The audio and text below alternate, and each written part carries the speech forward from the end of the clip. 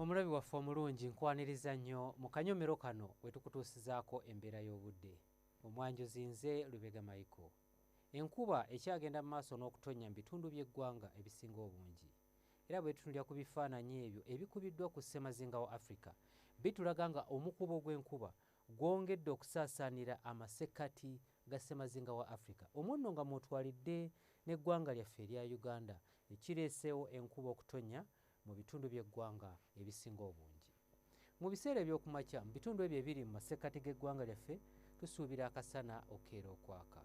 Mu buvanjuba bw'eggwanga lyaffe nayo tusuubira akasana okkeera okwaka, okw'ossa n'ebitundu ebyo ebiri mu bugwanjuba akasana okkeera okwaka, awamu n'ebitundu ebyo ebiri mu bukiikakkono bw'eggwanga lyaffe byonna nga tusuubira nti akasana kajja kkeera kwaka.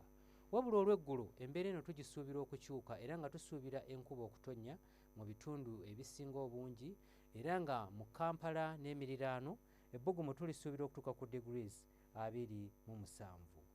Yo mu buvanjuba bw'eggwanga lyaffe nayo tusuubirayo enkuba okutonnya ng'erimu n'okubwatuka okw'eggulu, era ng'ebbugumu erya waggulu tulisuubira okutuuka ku degrees 29. Mu bugwanjuba bw'eggwanga lyaffe mu Kaseese ebbugumu erya waggulu tulisuubira okutuuka ku degrees 29, so nga Kabaale ebbugumu erya waggulu tulisuubira okutuuka ku degrees 24. Mu bukiikakkono bw'eggwanga lyaffe nayo tusuubira enkuba okutonnya mu bitundu ebisinga obungi nga n'ebbugumu erya waggulu tulisuubira okutuuka ku degrees 29.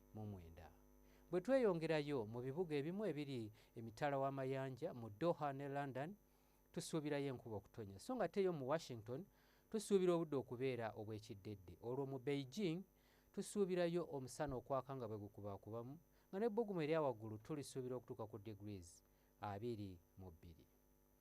Ebyo bye tukujjidde mu kitongole ky'eggwanga ekivunaanyizibwa ku mbeera y'obudde n'olunaku lw'enkya tulindire mu budde bwe bumu. Nze Lubega Michael.